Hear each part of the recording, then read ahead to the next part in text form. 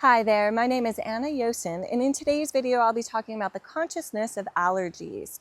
My take on what the allergies are according to an energetic level and a physical level. So if I look back on my life, I have always had allergies as far as I can remember.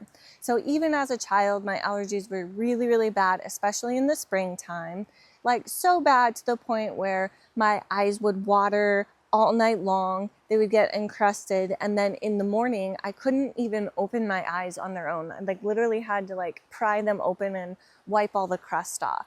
My allergies are super bad now, even not as bad as they used to be, but throughout my entire life, springtime, it's just sneeze after sneeze after sneeze, itchy, watery eyes, itchy inner ears and the throat, just itchiness to grass. Also, I have a lot of food allergies, so gluten sensitivity, dairy and lactose intolerant, eggs even. I've sort of developed that allergy as time has come. So I was just curious for myself, what is this? What is this thing that's happening in my body? Why is my body reacting this way? Because not everybody has allergies. And so I looked it up, and basically it's your body perceiving that something is dangerous or unsafe, that it might harm it. So it's trying to get it out. So in the springtime, when there's a lot of pollen and other things in the air, my body is perceiving them as something harmful, so it's sneezing to try to get it out. The watery eyes try to get it out. Coughing, try to get it out. And then as far as food sensitivities, digestive issues, it's your body's trying to get it out. Some people even might throw up, and you experience that when you get food poisoning. It's your body's way of trying to get out something that it's perceiving to be dangerous. But the fact of the matter is, pollen's not going to actually harm me. So it's why is my body thinking that it's unsafe and is trying to get it out? So then I thought, okay, well, let's look at a sort of more esoterical level. What is the consciousness of that? So if I am not feeling safe in the world, this is my body's physical manifestation of that, of trying to get out what is I'm perceiving as being harmful or dangerous. Now, I do notice when I am stressed out, when I am more anxious, when I'm more fearful, my allergies are worse, right? And everyone says, oh yeah, stress can do so many things in the body, la, la, la, la, la. Well, okay, but what exactly is that? What is stress? What is anxiety? What is fear? It's you being afraid of something, you perceiving something to be harmful. So your nervous system is being activated, and then it's more reactive to things, right? So that is definitely a thing. If your nervous system is activated, you're going to have more sensitivities, you're going to have more allergies, you're going to have more reactions to things that might not necessarily be harmful, but you're perceiving them to be a harm because you're in that heightened state of nervous system. That's what your body does when it thinks it's unsafe. It heightens your nervous system so you can fight, flight, freeze, friend, whatever, get out of there or get rid of things so that you can then be safe. Okay. And then I thought about well, what about as a child? It's true. I never felt safe as a child. I grew up with parents who were very toxic, very emotionally just not stable, sometimes even physically. And so, yeah, if I'm thinking about it, I never really felt safe as a child. So that makes sense. As an adult, I've already have this heightened sense of nervous system because of the way that I grew up. So my body sort of naturally will activate my nervous system because I grew up in an environment where I didn't feel safe. So I have to consciously bring my nervous system down and calm myself down and be aware of the thoughts that I'm thinking. Because that's one thing I've also noticed is that when I'm thinking a thought that's really a negative thought or something that makes me sort of that gets on my nerves, so to speak, sometimes I'll sneeze after I have that thought. So it's it really is the body's way of saying, get out, get this thought out, get this, whatever it is, it's harmful, it's not good for me, get it out. So I think that was a really interesting thing that I've observed about myself. So how do we get to a place where we can feel safe in the world? Well, there's a lot of things, and this could be like a whole nother subject, but at the end of the day, we need to figure out what are beliefs that we have that we're holding.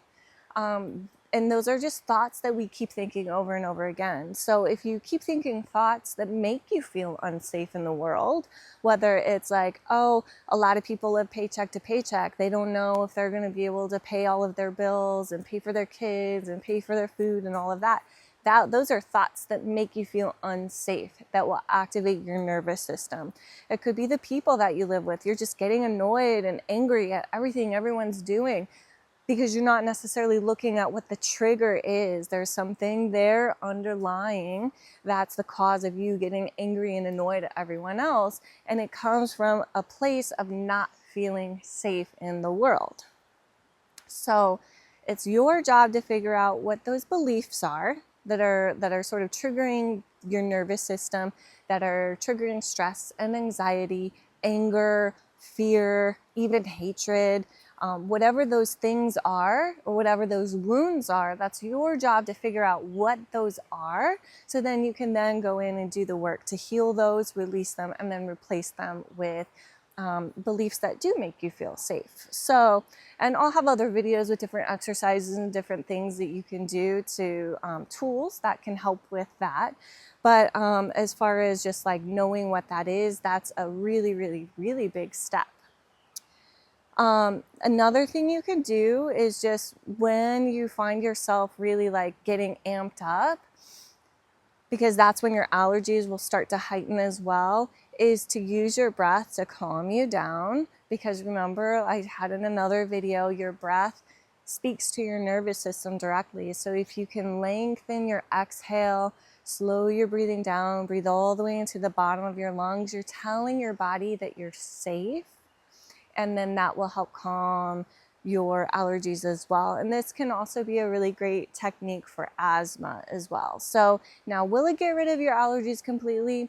Probably not, but it can help subside them for sure, until you've gotten to the point where you really have changed your belief system and you genuinely feel safe in the world. The other thing about safety, feeling unsafe, is it comes from a place of fear, right? And so if we sift down fear to its roots, there's really only one fear that kind of like then stems into all these different things, and that's the fear of the unknown. So when we talk about, like, people have done surveys where it's like, what are your biggest fears? And it's public speaking and death, right? Those are the two biggest fears that people have. Well, why public speaking? Because if you're in front of a crowd and you say the wrong thing, you could then be scrutinized, ostracized, and then kicked out of the tribe, so to speak. And then you're left on your own. And now, left to your own devices, you're less likely to survive and thrive, more likely to die, which leads to the number one fear of people is death, right? And so why do we fear death? We fear death because we don't know what's on the other side of it, right? We know what's on this side. We know what's going on. Even if this side is kind of miserable, we're not having a great time, we're not having a great go at it, at least we know what's happening here. We don't know what's on the other side. We could be suffering eternally and just like being really miserable for the rest of existence. Or it could be the complete opposite.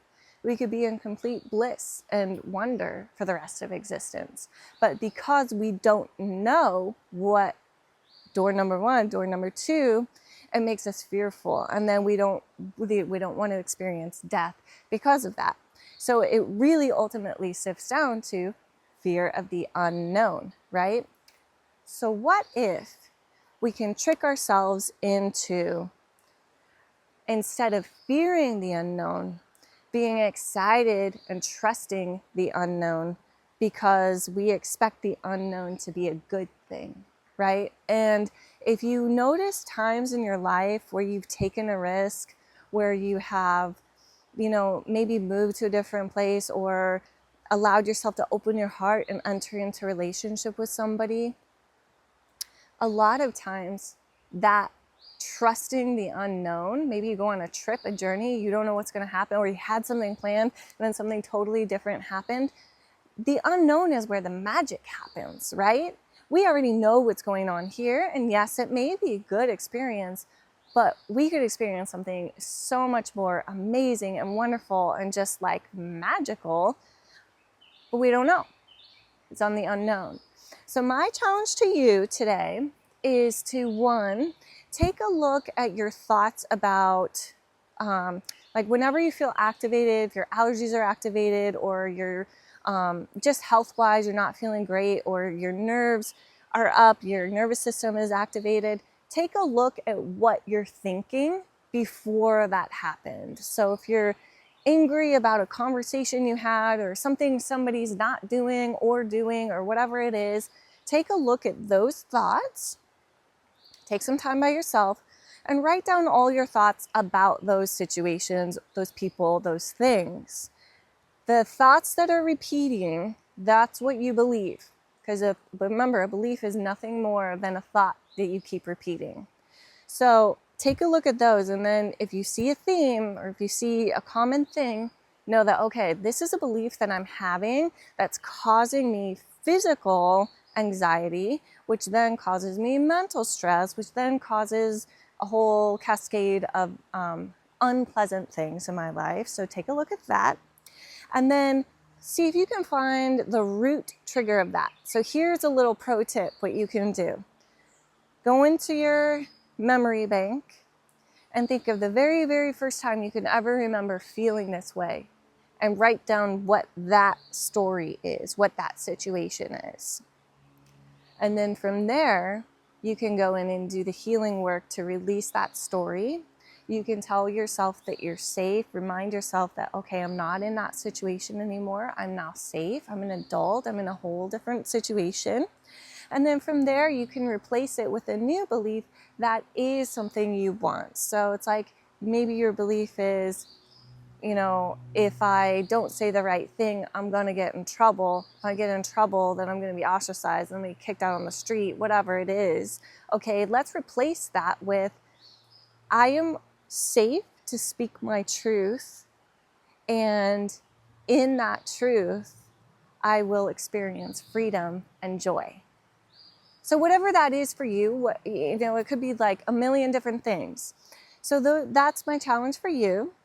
And then go into your fears and see if you can narrow down, okay, the original fear is I'm scared of moving because I don't know what's going to happen, even though I know moving is the right thing to do. See if you can trick yourself somehow into trusting that unknown situation of if I go out with this person, they might hurt me, but they might not. And this might be a really amazing relationship that comes from that. So whatever it is, I'm giving you a lot of different scenarios here. And that's your challenge for today. That's the thing. The other thing is just make sure whenever you feel activated, whenever you feel that bubbling up, that nervous system bubbling up, come back to your breath. If you can, think of it, slow your breathing down. Make your exhale longer than your inhale. And then look around you and just identify things. Oh, that tree is green. Those leaves are green. I'm here by a river. I hear a plane going by. And that coming back to your senses is going to also help ground you in your body and help get you out of your brain that just goes nuts sometimes. So I hope this video finds you well and you got something useful out of it. As always, I'd love to hear what you think of it, or if you have anything to add to the conversation, go ahead and put those in the comments below. And I wish you much love, much light, blessings, and blessings. Thanks for watching, and namaste.